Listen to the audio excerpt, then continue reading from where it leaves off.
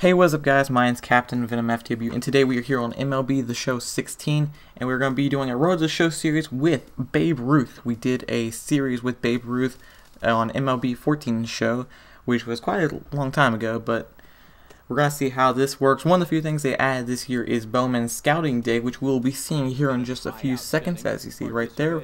Some of the things we do is the 60-yard, I think it's 60-yard dash, not sure, I forget, 40-yard dash? I don't know. And then we also do some hitting training, and we also do fielding.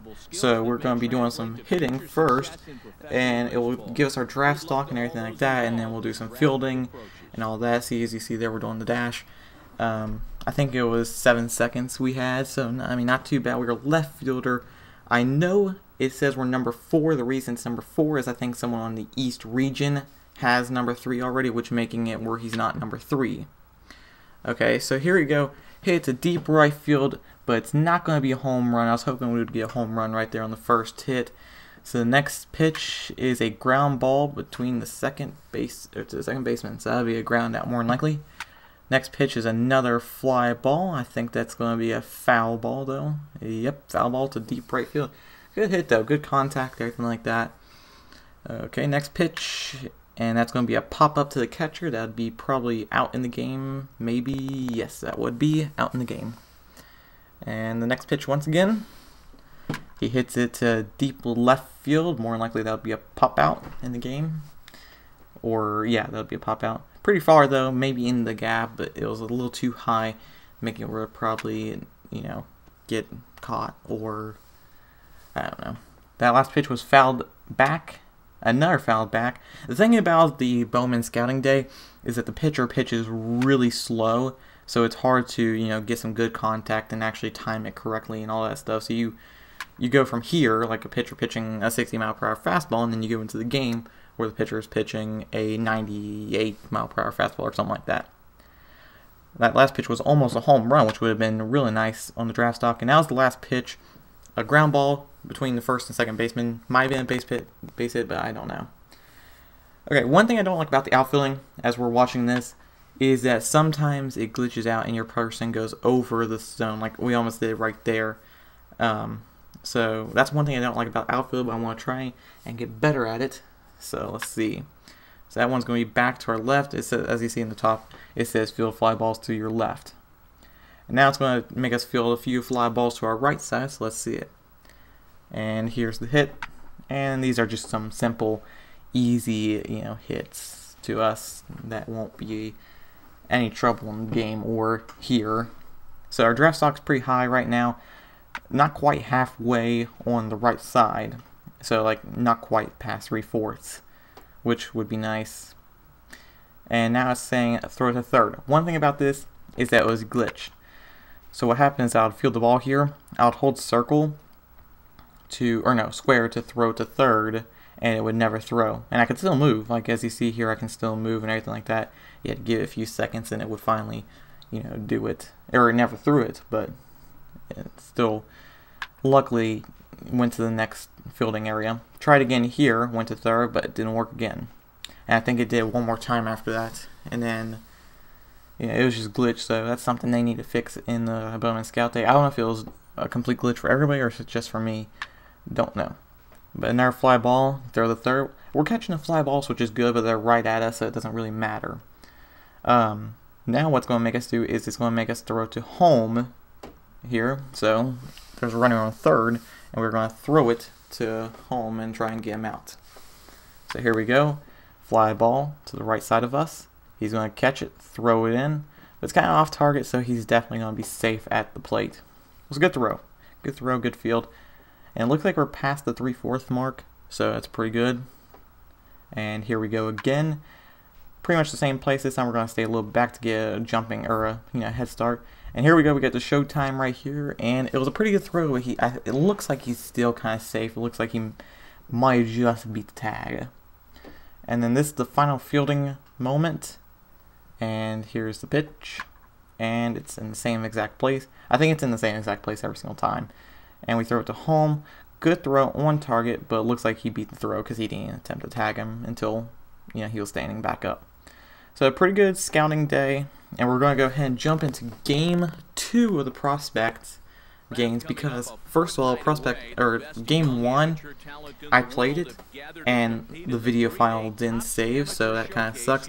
I'll tell you what happened. I think I went 1 for 4, and I got a double with 2 RBIs to get us the go-ahead to make us start, or to make us win. So that was nice.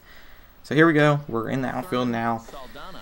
And the Central Region is winning 1-0 in the top of the second. Here's the pitch from our pitcher. He's going to hit really far deep, but we're easily going to get here. Maybe. No, we don't. And that's what I'm talking about. Sometimes it'll mess up like that, and I get so frustrated when that happens because there's nothing I could do about it. It should have kind of slowed you down, which it didn't that time. But anyway, here we are up to bat. 0-0 count. And the pitch. And we watch that fastball down low. You know, you always want to watch the first pitch to kind of get an eye, to kind of get used to how the pitcher's pitching. So here's the 0-1 pitch, and it's a little low. We still swung at it, so it's an 0-2 count now. There's no one on base with 0 outs, so we're like the leadoff hitter. Ball down low, so that makes the count 1-2. The Central Region got a point actually, so it's now 2-0. The 1-2 pitch. Ground ball to the second baseman. He's going to glove that and throw it over to the first baseman for an easy out. Still have 4 pitch at bat. We got solid contact, so that was good. Back in the outfield here now. It's the top of the third, I believe, yeah, with 2-0 still. And he is going to hit that to deep left field, and that is going to be over the wall for a home run. That's going to be 3-0. So here's this guy up the bat. Guy on second. 0-1 count on this guy, and as I said, he's the guy on second. So here's the pitch. Little pop up to us. It's going to be easy field. We're going to throw it over to the third baseman. I accidentally threw it to the first baseman, but I canceled it by go ahead and click the third base button. So if I would have clicked the third base button from the start, it would have he probably wouldn't have gone. So now we got guy on second base in the top of the fourth. Score is now 3-2. Here's the pitch, and he struck out. So now we are going to be batting. So first time we hit a ground ball to the second baseman. Let's see what we can do this time as the pitch is here up high for strike 1. That was the four-seam fastball. So 0-1 count. Score is 3-2. So our team did score. 0-1 pitch fouled off down low. So the count is now 0-2. Pretty good. It was a very early swing, so not too good. We want to, get used to that. 0-2 pitch, another ground ball to second baseman. That just looks exactly like the last hit we had. Solid contact. It was a 3-pitch at bat, so we still got some, training points and everything like that. So we're up to bat again. The score is 4-2 in the bottom of the sixth. So they scored another point, another point. And here's the pitch outside for ball 1. That was a cutting fastball. Pretty good pitch, just a little outside. Someone would chase that if that was an 0-2 pitch probably. 1-0 pitch, a little down low, so that's going to make the count 2-0. And this pitcher is a righty. Lefty, sorry. And that should have been a strike, but we watched it for ball 3 to make it a 3-0 count. Now, what do you always do on a 3-0 count? You don't swing. So that's exactly what we're going to do here. We're going to watch that top right corner for a strike 3-1 count. That was a cutting fastball in the top right corner. Great pitch by him. A little edgy. That's something I probably wouldn't want to pitch on a 3-1 count. And anyway, here's the pitch. He throws it inside and up, and that's going to be ball 4. So now we're on first base. This guy has an 0-2 count, and the pitcher's getting ready to pitch. And here's a showtime moment. And he tries to pick us off, but we are safe at first. So back to the batter, 0-2 count. Pitcher's looking once again at us, but he's going to go ahead and pitch the ball. And it's going to be a strike out for the batter. So that'll be the first out in the inning. 3-2 count, I believe that says. So let's see if this guy can get a base hit or a walk or anything to keep the inning going. It's a little chopper. He's going to get the double play easily. So that'll end the inning, and we're going to probably I think top of the 7th. Yep, here we are in the top of the 7th. 0-1 count on this batter. 1 out. Still 4-2, guys. So we still have a chance to win this since we got quite a bit of innings.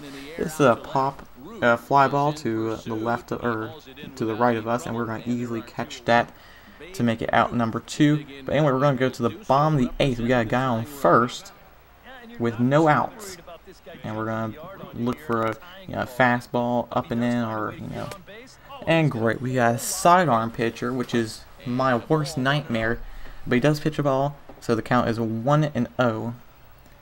And the pitch, a little low and outside, so that's going to make it 2-0 count. And we're going to try and hit off this sidearm pitcher. Sidearm pitchers are my worst nightmare, as I said. They are hard to hit off of. And we hit a nice line drive, but the third baseman just happens to grab it. That was a nice hit and a nice catch by the third baseman. But here we are again. We got a guy on third. The score is 4-3 in the bottom of the 8th. Let's see what we can do here. The pitch. It's a little inside. We should not swung at that, but that's a strike 1 since we swung at 0-1 count, 2 outs, and the next pitch. Here it is, 0-1 count. Showtime. Actually, I was trying to figure out how that works and everything like that. So 0-2 count now. That was low and inside. Probably shouldn't have swung at that either. But what can you do? Here's the 0-2 pitch. Good pitch down the left field line. That's going to score the run to make it a tied ball game. Now we're on first base with 2 outs, and that tied the game for us to keep going, our team to keep going. 2-2 count on this guy with 2 outs. Let's see what he can do. Let's see if he can, make us go to second or third to keep this inning going. And here is the pitch. And it is a chopper. Once again, the catcher's going to field that and throw it over to the first baseman for the out. Good inning for us. That gave us an RBI, which really helped. Really did help. Now here's the next batter, Mark Hill. 0-1 count on him with 1 out. We are in the top of the 11th, it looks like.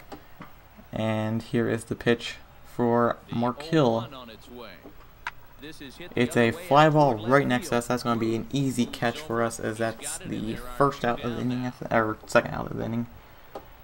And here it is, 0-0 count for this, or for us, sorry, with the guy on second, and he is going to be safe on second as he tried to pick him off. Let's see if the pitcher will actually pitch us to us this time. He picks him off again. He is just barely safe there. But safe is safe, so we're okay. Still got a man in scoring position, 0-0. Count still with the pitcher please pitch to us. Now here's the pitch. Outside for ball 1. That was a slider, which was a good pitch if it would have been a chasing. If we would have chased it, been a good pitch. So here it is. He picked him off again. He is safe.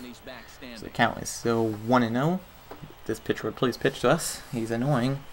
I doubt that guy's going to steal. Here's the 1-0 pitch. It's an inside fastball, and it's going to make us have a 1-1 count.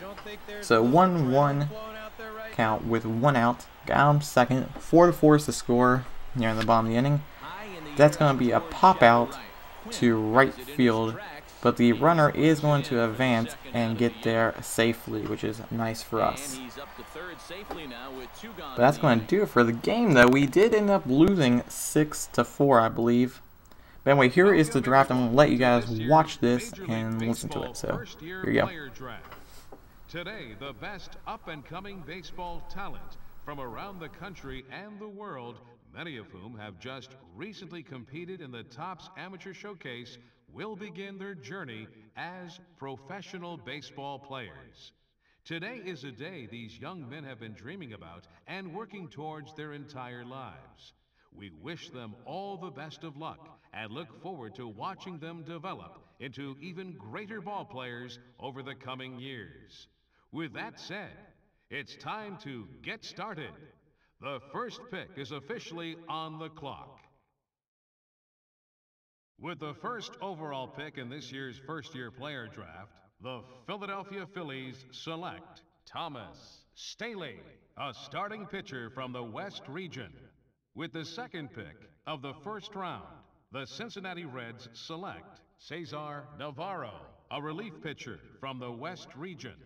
With the third pick in the first round, the Atlanta Braves select David Harding, a third baseman from the West region. With the fourth pick of the first round, the Oakland Athletics select Jose Rodriguez, a starting pitcher from the West region.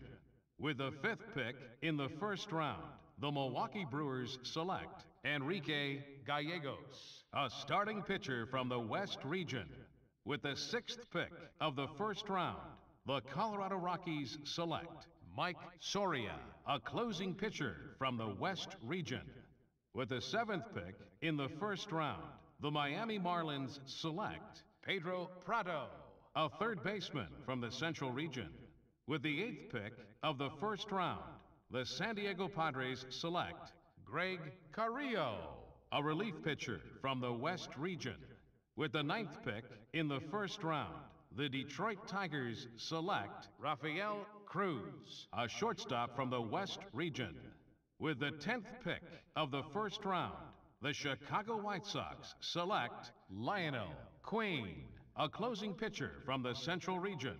With the 11th pick in the first round, the Seattle Mariners select Rich De Los Santos, a shortstop from the West region.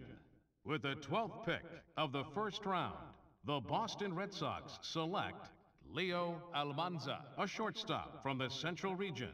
With the 13th pick in the first round, the Arizona Diamondbacks select Aaron Castell, a closing pitcher from the East region. With the 14th pick of the first round, the Tampa Bay Rays select Peter Becker, a relief pitcher from the West region. With the 15th pick in the first round, the Baltimore Orioles select Keith Harmon, a left fielder from the West region. With the 16th pick of the first round, the Cleveland Indians select Babe Ruth, a left fielder from the East region.